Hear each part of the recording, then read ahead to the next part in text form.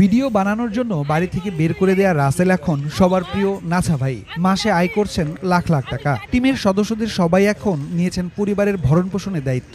6 জন নিয়ে আলহামদুলিল্লাহ ভালো চলতেছি আল্লাহ পাকের রহমতে। আর বিশেষ করে হচ্ছে আমরা 6 জন 6টা পরিবারের দায়িত্ব নিতে পারছি এই গ্রামে থেকে এই বয়সে। স্থানীয়রা একসময় লাফাঙ্গা আর ভাদাইম্মা বলে উপহাস করলেও বিনোদনের কন্টেন্ট বানিয়ে সামাজিক সচেতনতা বাড়াচ্ছে নাছা ভাই বিনোদন টিমের সদস্যরা। আমি তোর আগে কইছিলাম মেডিকেলে চান্স পাওয়ার লাগা বাইরে যে পড়াশোনা করার লাগে না, কারণ এইবার আমাদের শেরপুর সরকারি কলেজ থেকে 21 জন মেডিকেলে চান্স পাইছে।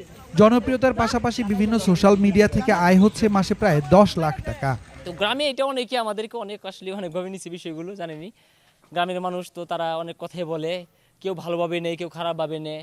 তো ইউটিউব, ফেসবুক পেজ, টিকটক এগুলো সব কিছু একত্র করলে দেখা যায় আমাদের এরকম $4-5 হাজার আসে আর কি মাসে।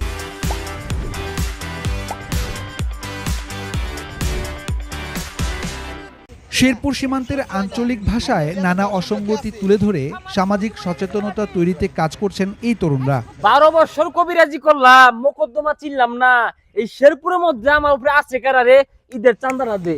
বছর দুয়েক আগে যাত্রা শুরু হলেও নেট দুনিয়ায় ইতোমধ্যে বেশ জনপ্রিয় নাছা ভাই বিনোদন। ওইবার কি হচ্ছে আরেকবার কদি? ওইবার যে জাকাত দিছুই না, আমি এলাকায় সুদ্ধা বেহেরে কইছি। আরেকবার কও। আনে যে জাকাত দিছুই না, বেহেরে কইছি। এতে শিগই কি বেকো লাগে শিগই দেখছস?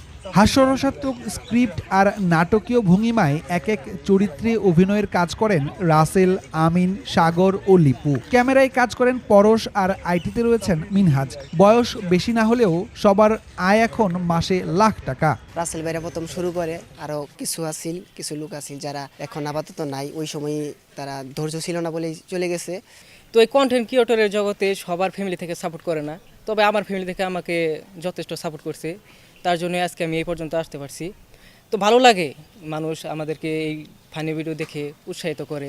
আমি মূলত চাচার ক্যারেক্টার বেশি করি, কারণ রাসেল ভাই আমাকে এটা দেয় সবসময় আর ভালোভাবে শিখিয়ে দেয়, কারণ এই ক্যারেক্টারে আমার মানায়, মানে অনেকেই বলে আর কি এই বিষয়টা। যখন কাজ শুরু করছি তখন তো মানে ভালো ফোন ছিল না, তেমন আমি এডিট পারতাম না, মানে ক্যামেরা ধরতে পারতাম না, নতুন আর কি। তো এখন আস্তে আস্তে করতে করতে আর কি শেখা। মধ্যবিত্তের ঘরে বেড়ে ওঠা এই তরুণরা এখন নানা সামাজিক কার্যক্রমেও অর্থায়ন করছেন।